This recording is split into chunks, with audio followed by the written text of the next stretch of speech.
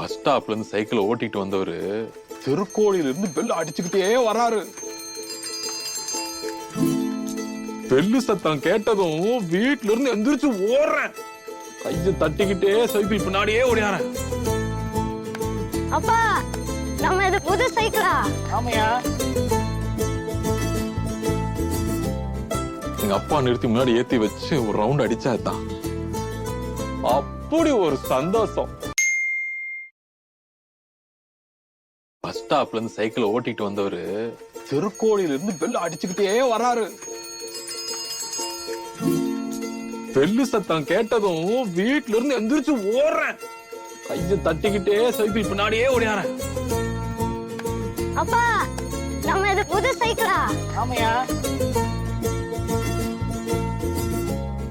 எங்க அப்பா நிறுத்தி முன்னாடி ஏத்தி வச்சு ஒரு ரவுண்ட் அடிச்சாதான் அப்படி ஒரு சந்தோஷம்.